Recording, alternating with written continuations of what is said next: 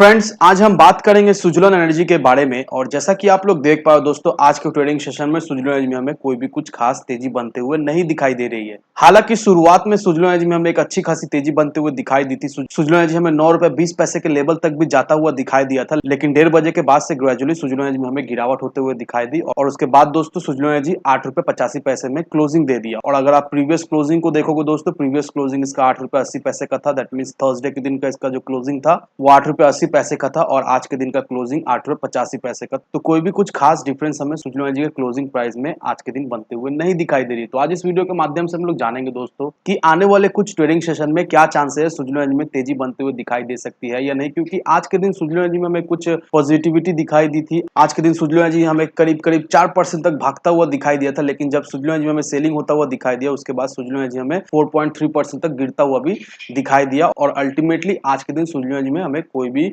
तेजी बनते हुए नहीं दिखाई दी, बिल्कुल ही फ्लैट क्लोजिंग होता हुआ सुजलोन एनर्जी हमें दिखाई दे रहा है। तो क्या चांसेस आने वाले कुछ ट्रेडिंग सेशन में सुजलोन एनर्जी में कोई कुछ तेजी बनते हुए दिखाई दे सकती है या नहीं। अभी जो लोग सोच रहे हैं सुजलोन एनर्जी में इन्वेस्ट करने का, क्या ये सही लेवल रहने वाला है सुजलोन एनर्जी में फ्रेश एंट्री लेने का, या फिर अभी अवॉइड करना ही बेहतर होगा। तो इन सारी चीजों को हम लोग डिस्कस करेंगे इस वीडियो के माध्यम से। साथ ही साथ दोस्तों सुजलोन एनर्जी को लेकर क्या अपडेट सामने निकल कर आई है, तो इन सारी चीजों को हम लोग एक एक करके जानेंगे इस वीडियो के माध्यम से। तो मेक श्योर दोस्तों वीडियो को स्किप ना कर पूरा देखो, ताकि आप चीजों को सही से समझ पाओ और अपनी खुद की इन्वेस्टमेंट डिसीजन ले पाओ। लेकिन दोस्तों मेरी आपसे एक ही रिक्वेस्ट रहेगी कि चैनल को सब्सक्राइब और वीडियो को जरूर से लाइक कर देना, ताकि आपको इस तरह की अपडेट्स रेगुलर बेसिस पर मिलती रहे। तो चलिए फ्रेंड्स वीडियो को स्टार्ट करते हैं। तो सबसे पहले अगर इसके आज के कारोबार पर नजर डालें तो स्टॉक जो है ओपन हुआ 8 रुपए 95 पैसे में, हाई बनाया इसने 8 रुपए 20 पैसे का, लो बनाया इसने 8 रुपए 75 पैसे का। और आप देख पाओ दोस्तों 8 रुपए 85 पैसे में इसने क्लोजिंग दिया। वहीं अगर आप यहाँ पर देखोगे दोस्तों, आज के दिन जो मोस्ट एक्टिव मोस्ट ट्रेडेड जो कंपनी है उसमें सुजलोन एनर्जी हमें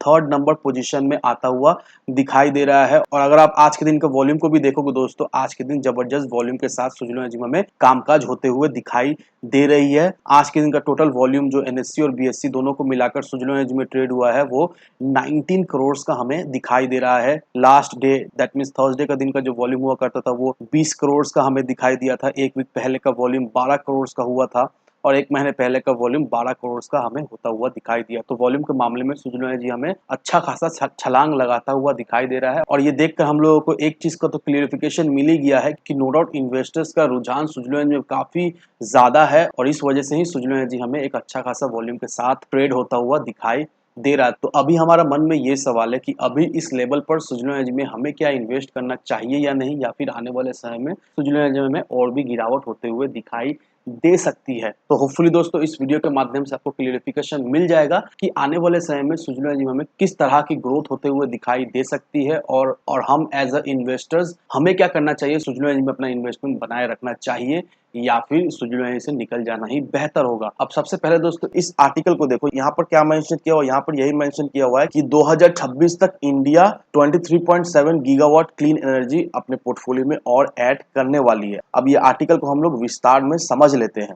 अब एक नया रिपोर्ट में ये आया है कि अगले 5 सालों तक इंडिया 23.7 गीगावाट का कैपेसिटी और ऐड करने वाली है। अब ये जो रिपोर्ट का जो टाइटल है वो renewing wind growth to power the energy transmission India wind energy market outlook 2026, ये हेडलाइन देकर रिपोर्ट आया था। और उस रिपोर्ट में ये मेंशन किया हुआ है कि आने वाले 5 सालों में इंडिया 23.7 गीगावाट का कैपेसिटी अपने पोर्टफोलियो में ऐड करने वाली है। अब विंड पावर रिन्यूएबल इंडिया का रिन्यूएबल एनर्जी का एक मेजोरिटी स्टेक जो है वो होल्ड करती है। Stake in the sense India का जितना भी रिन्यूएबल एनर्जी जो जनरेट हो रहा है वो मैक्सिमम विंड एनर्जी से जनरेट हो रहा है। और विंड एनर्जी का जो ऑनशोर का कैपेसिटी है वो हमें 600 गीगावाट तक जाता हुआ दिखाई दे रहा है। और साथ ही साथ 174 गीगावाट और भी आने वाले समय में ऑप्शन में ऐड होने वाला है। अब इस रिपोर्ट में ये भी एक स्टैटिस्टिक्स आया है कि आने वाले समय में विंड एनर्जी सेक्टर में प्रचुर संभावना है और आने वाले समय में क्लीन एनर्जी का जो रेवोल्यूशन आ रहा है उसमें विंड एनर्जी एक बहुत ही अहम भूमिका निभाने वाली है।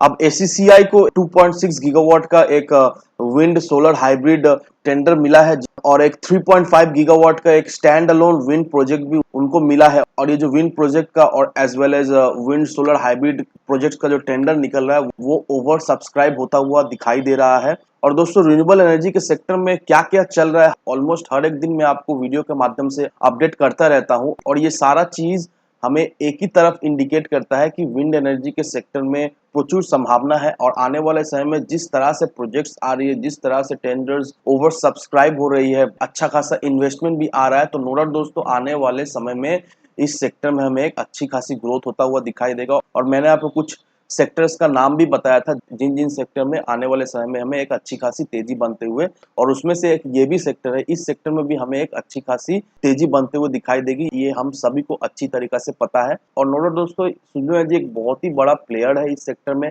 हालांकि सुजलॉन एनर्जी पेनी स्टॉक है, हालांकि फाइनेंशियली सुजलॉन एनर्जी उतना कुछ खास स्टेबल नहीं है, उतना कुछ मजबूत नहीं है, लेकिन दोस्तों ये भी देखने का बात है कि एफआईएस डीआईएस का लगातार होल्डिंग सुजलॉन एनर्जी में हमें अच्छी खासी बढ़ते हुए दिखाई दे रही है।